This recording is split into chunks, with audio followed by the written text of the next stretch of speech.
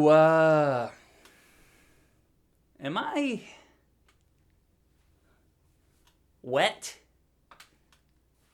I was just outside. It was raining. I'm not changing the hoodie, so just gonna be wet for this one, I guess. Sometimes when you talk about Edgar Wright movies, you just get a little wet, you know what I'm saying? So I originally saw the trailer for this movie and I didn't know what to think. I will say that for sure the trailer doesn't give away the movie, and we can be thankful for that. As I said, this is an Edgar Wright movie. Edgar Wright is my favorite director, so I already know that this movie's worth my time. This dude made the Cornetto trilogy. This dude made Scott Pilgrim. This dude made Baby Driver. And yes, in 2020, he did like one of my posts on Instagram. Will I allow that fact to influence my view on this movie? Can one little like on a post of mine determine this entire review? Yes. Okay, this movie is about a small town girl that gets into fashion school in the big city, London, as she decides that the dorm life isn't for her, so she moves into an apartment owned by an old lady that lives downstairs. Every night when she goes to sleep, she's time warped back into the swinging 60s. And while she's there, back in the 60s, she's observing another young woman's life. And night after night, it slowly turns from inspiration and wonder into terror. Thomasin McKenzie is our protagonist. Guys, these names are killing me. She plays this part to perfection. She's overwhelmed. She's full of wonder. She's full of intrigue. She's crazy. She's terrified. She has to do so much emotionally in this movie, and she masters every single emotion. This character also has a history of mental illness, so that leads you to question, is she just schizophrenic? Or is this stuff actually happening to her? And obviously everyone else in the movie just assumes she's nuts. She doesn't hide the fact that she's going crazy, and I like that. Amazing job. I remember her from Jojo Rabbit. I don't know if I've seen her in anything else. And even in Jojo, she was a completely different character, and she played that character to perfection as well. She's got a lot of talent. We'll be seeing more of her in the future, for sure. Anya Taylor-Joy is our character of interest in the 60s. Anya?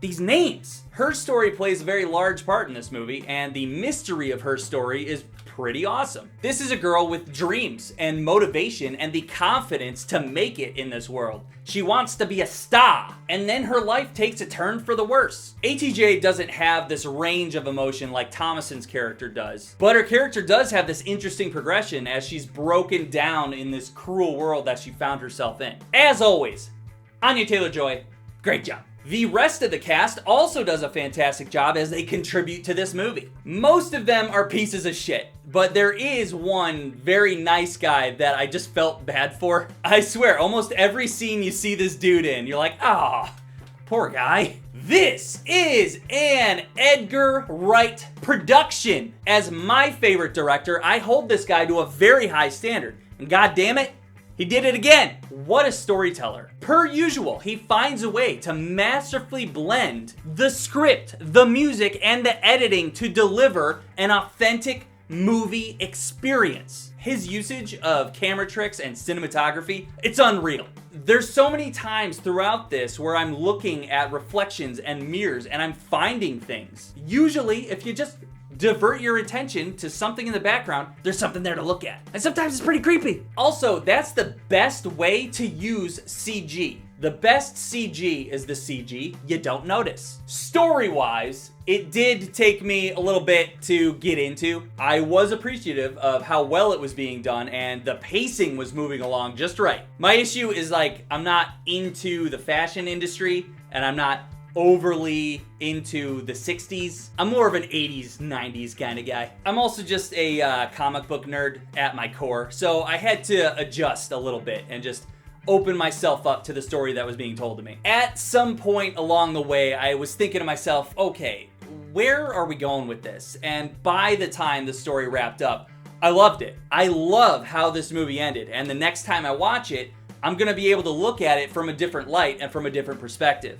Is it scary? Not really, but I did find myself jump like 3 times.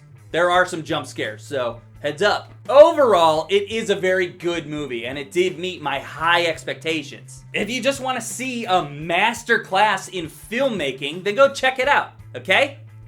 See ya! Subscribe!